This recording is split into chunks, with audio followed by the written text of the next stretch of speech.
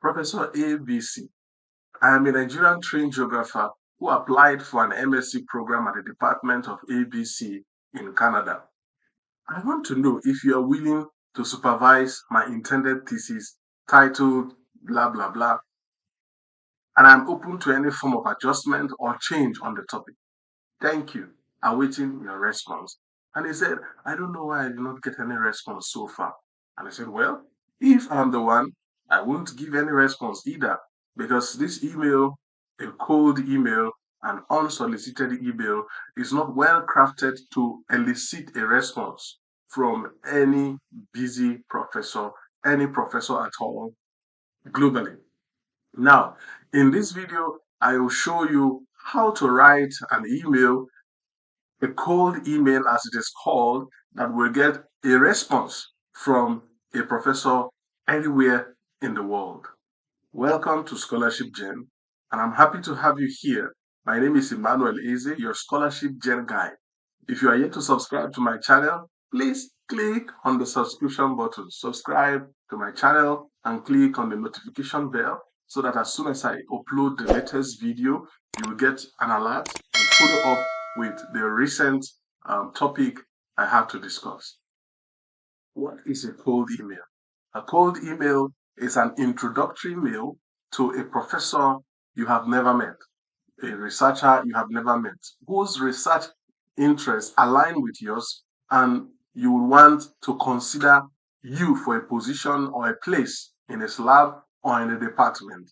Now, professors have their profiles on the university website, and on this website, they have information on their research interests, the projects they are coordinating or have coordinated, and then thesis they have supervised at master's or PhD level.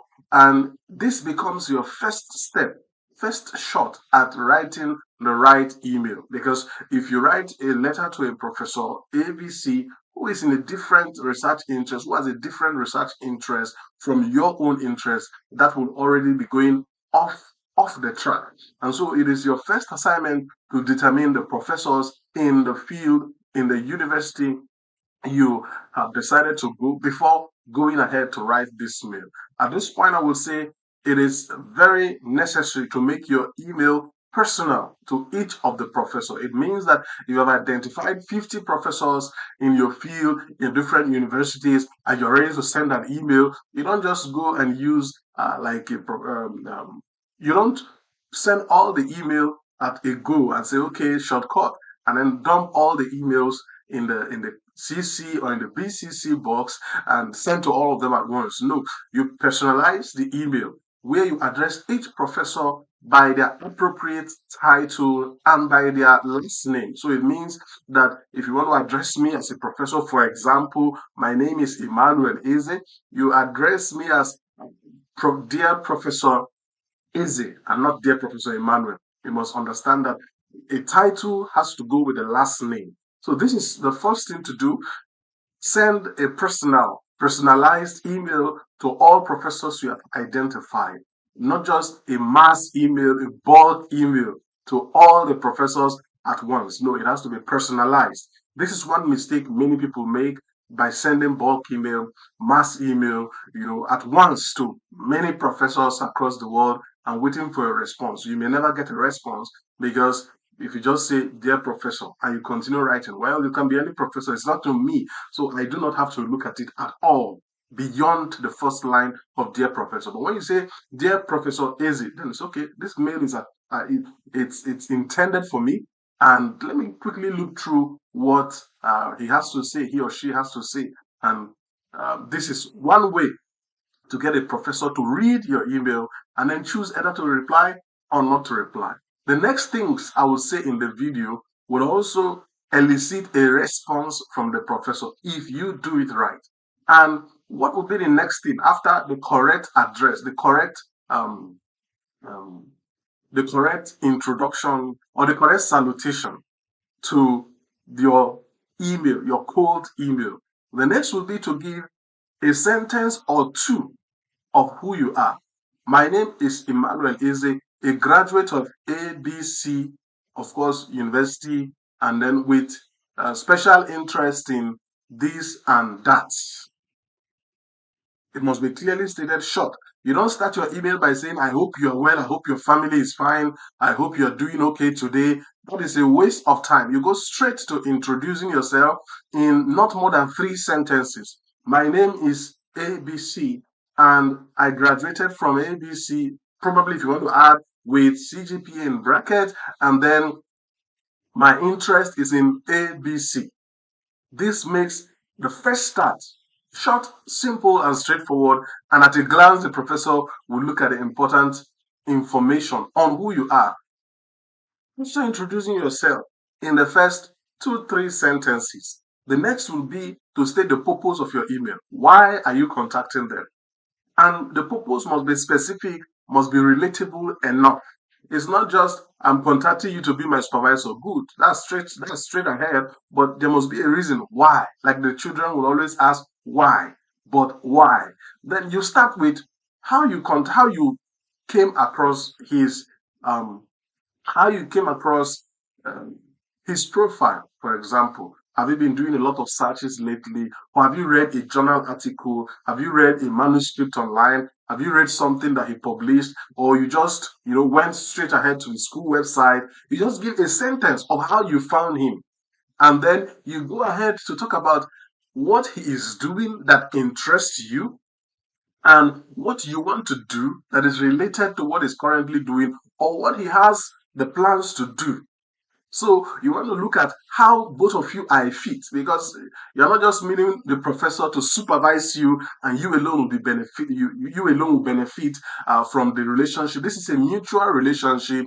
It's going to be something that benefits you as well as benefits the supervisor. So you're looking for the areas that connect both of you together that when he agrees to enter into a relationship with you, you benefit in advancing your career. He also benefits in advancing his career, in advancing his research, either currently ongoing research or his research interests, which are not explored. And this means that you can also be innovative to look at aspects that are not yet in focus within your field that the professor is likely to think towards and bring up in this paragraph.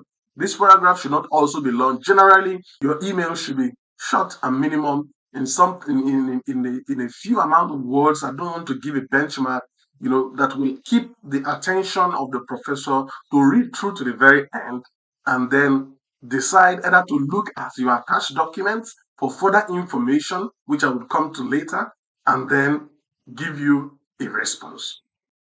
After introducing yourself and then explaining to the professor how you found him and how your interest and his matches, you have to go ahead in another paragraph to say why you are emailing them. Are you sending them an email because you want them to supervise your thesis? And if yes, what is the proposed thesis title in 1 sentence or two? What is the main aim of that thesis and how does it relate to their interest and their current or future research projects? And you go ahead to say exactly what you want. Or are you sending them an email to become a research assistant in their lab or whatever? You have to state clearly what you want. Don't end up, introducing yourself and talking about how your interests and the interests of the professor aligns without going ahead to mention exactly what you want in a nutshell. I want you to be my thesis advisor. Or I want to work in your lab as a research assistant to fund my studies. I want to to be attached to you as your graduate research assistant, as your graduate teaching assistant, who will take, a portion of your courses, who assist in doing ABC in the courses that you already take. You must be clear enough in stating exactly what you want. Ensure to make it crisp and straight to the point. If you're writing a short email, you don't want to be telling a long story. It has to be straight to the point to get the answer that you need. After stating what you want, you should now state why they should take you. Why? What do you possess? What makes you stand out from a lot of other persons, thousands of persons or hundreds of persons who are sending the professor the same email? This is where you sell yourself, you market yourself as the unique candidate, as a unique person who the professor should pick above others. who are sending the same email and making the same request. This is the unique selling point. So I call it USP. You have to state why you should be taking, probably what experience you have had before. And even if you've not had an experience, what motivates you, what moves you, what pushes you to want to take that path, to want to work for him or to want to be supervised by him. You state it clearly why you should be taking your experiences in the past or your motivation or both of them and the skills that you possess that can be helpful to him in that task that he has, in his research, in his interest. And you make that also sharp and clear. If there are further details that are contained in an attached document, this is the point to state it. You can state your skills, a few of them, and you tell him that this is him or her, that this is, further details are included in your attached CV. That way you're referring him to the CV or resume you have attached, which I expect you should do at this point. If you have no practical experience, maybe working in a lab as a research assistant or teaching a course as a teaching assistant, you can bring up, experiences that are related. For example, if you have made presentations before, you've received commendations, or you have supported. Everybody has research experience. You have written a thesis for your BSc, or you have done some short research. Probably you even have a publication that can stand, in proxy as that can stand as a research experience. So there is something you have which you must at this point out, mention and present to the professor as your unique selling point why you should be taking. And you talk about your availability when you are available, to have a meeting to discuss further and things like this. So this is in a nutshell what should be in your cover letter.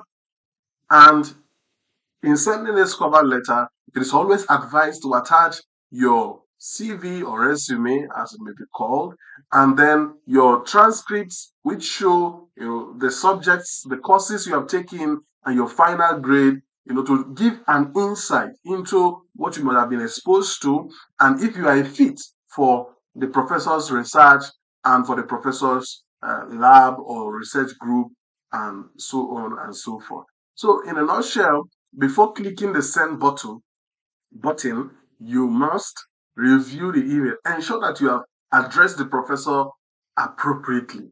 Ensure that you have addressed him or her, using the correct title. Ensure that your the grammar of your email is correct and there are no punctuation or spelling errors. And then before you review your email before sending it out. And so that's all for this video on how to send email to professors and to receive a reply from them. If you have done a good job in sending, in drafting your email, you will get a response. And the response is either silence, yes, we can talk about this further, or no, you're not a good fit, or no, I don't have funding. And then whatever response is, you prepare yourself to give an appropriate follow-up reply to whatever the email is. If the reply is silent, if the response is silent, no yes, no no, you can go ahead and send a reminder email after maybe 2 weeks to remind the professor of the first email, and probably he didn't see it or he missed it or he forgot to reply. At that point, he may give a reply to you. That's all for this video. I want you to click the subscribe button if you have not, and expect more content that will help you secure a scholarship in your next application. Thank you and see you in the next video.